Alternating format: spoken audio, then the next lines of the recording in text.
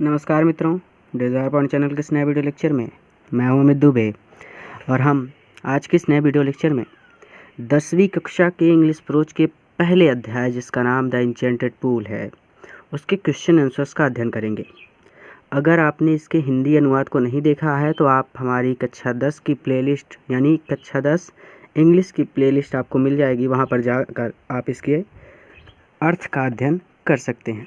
चलिए शुरू करते हैं। तो हमारा पहला प्रश्न है कि वाई डिड यमा टेकन द फॉर्म ऑफ यक्षा। तो मैं पहले आपसे पूछूंगा, आप अपने मन में सोचिए और फिर उसका उत्तर अपने मन में दीजिए, फिर मैं आपको इसका आंसर बताऊंगा। ठीक है, तो देखिए पहला प्रश्न तो ये पूछता है कि वाई डिड यमा टेक द फॉर्म ऑफ यक्षा।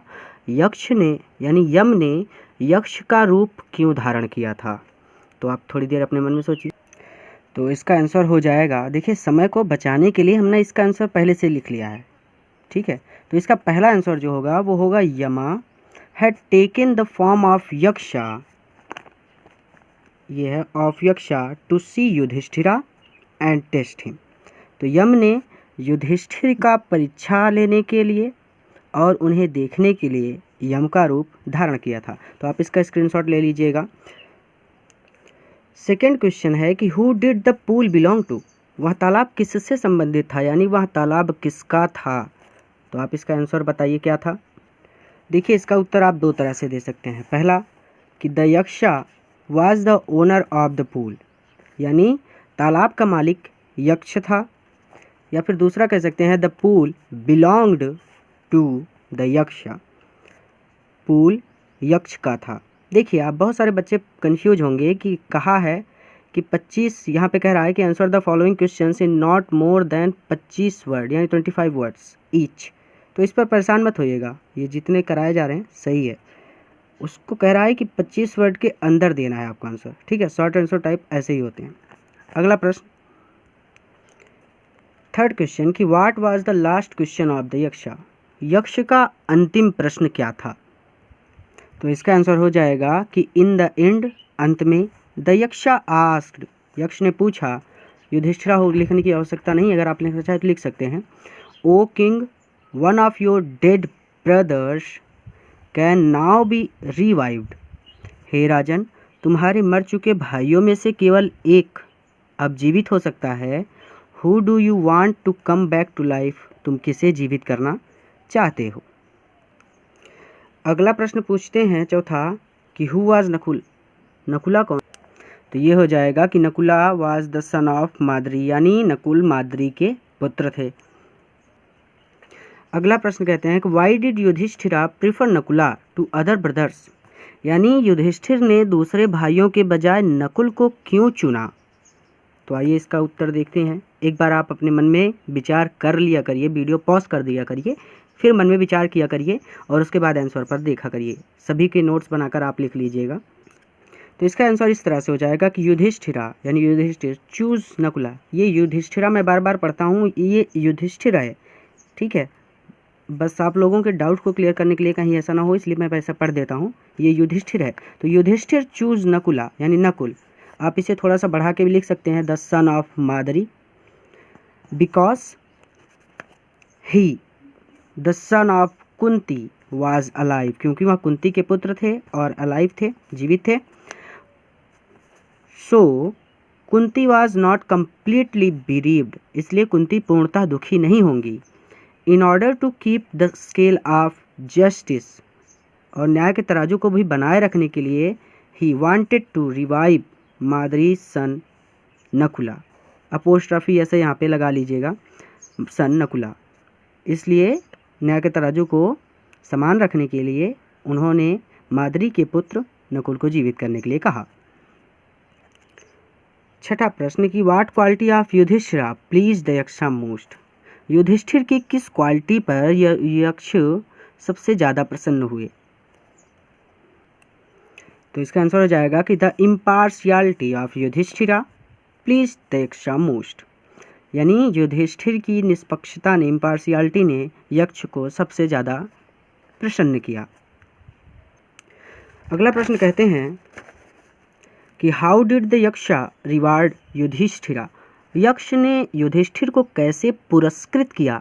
तो कैसे किया था, सोचिए। तो the यक्षा rewarded him by reviving his all dead brothers, यानी यक्ष ने उनके सभी भाइयों को जीवित करके उन्हें पुरस्कृत किया था।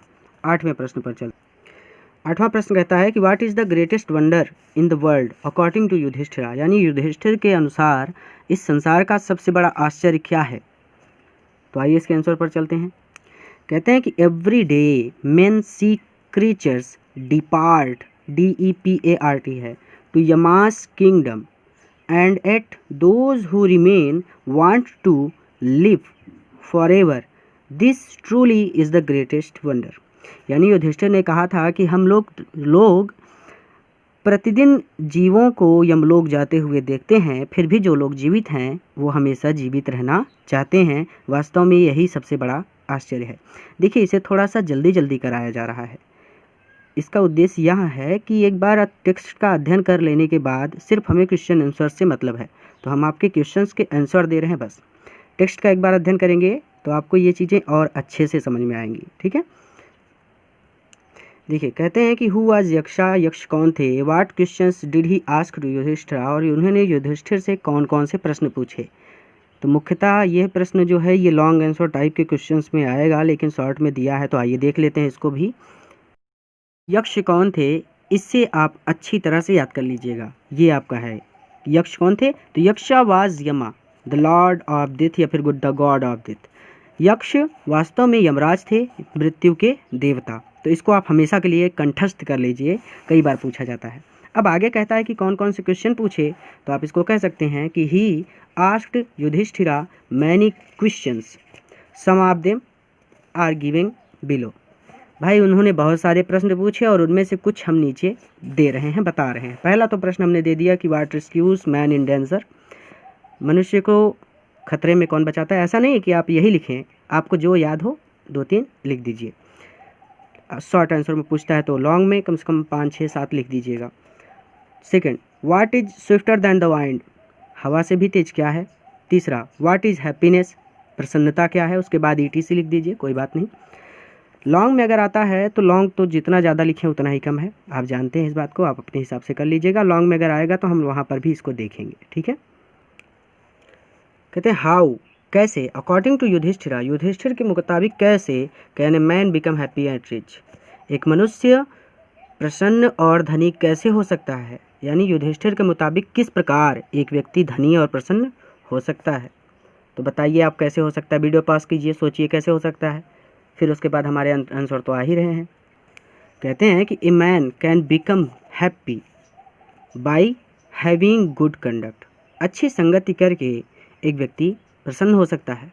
और ही कैन बी रिच, और वहाँ धनी हो सकता है, बाई गिविंग अप बाइंग ग्रेडी, और वो लालच को छोड़ करके धनी हो सकता है। बीइंग ग्रीडी है ये, ठीक है। अगला प्रश्न,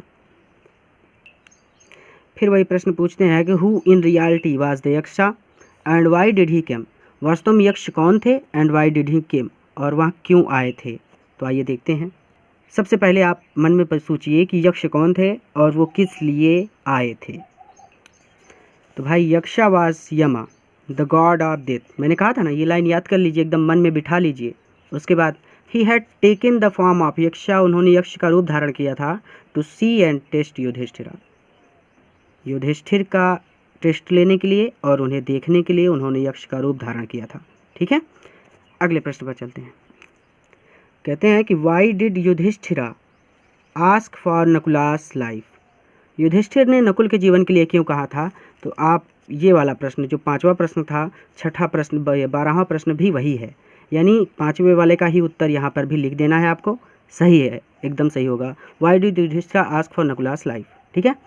13 यानी आखिरी वाला प्रश्न कहता है कि who sons were Nakul and Sahdev, Nakul और सहदेव किसके पुत्र थे। तो आइए देख लेते हैं। तो Nakula was the son of Madri, Nakul Madri के पुत्र थे। And Sahdev was the son of Kunti, और सहदेव कुंती के पुत्र थे। तो बस शॉर्ट आंसर टाइप में इतना ही, मुख्यतः जो प्रश्न हैं वो सारे कराए जा चुके हैं। वीडियो को छोटा बनाने के लिए हमने इनके आंसर्स को पहले ही लिख लिया था।